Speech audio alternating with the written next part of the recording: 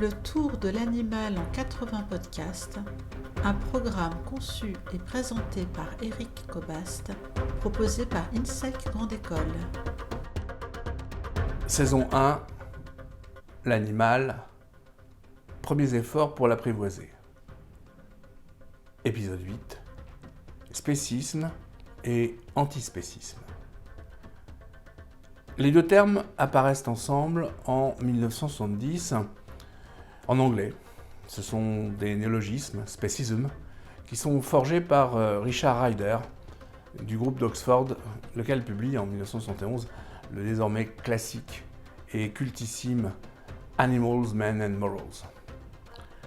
Le terme spécisme, en particulier, sera ensuite vulgarisé dès 1975 par Peter Singer pour désigner une forme de discrimination concernant l'espèce.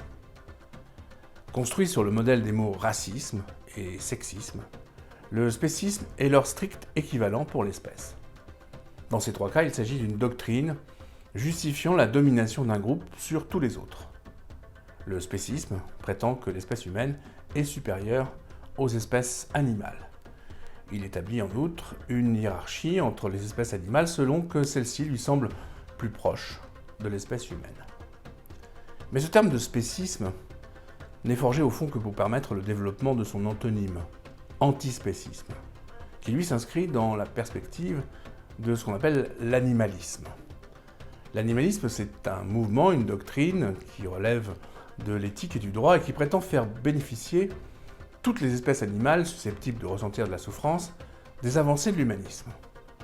Animalisme et antispécisme réclament, finalement, un élargissement de la morale et du droit au bénéfice des animaux.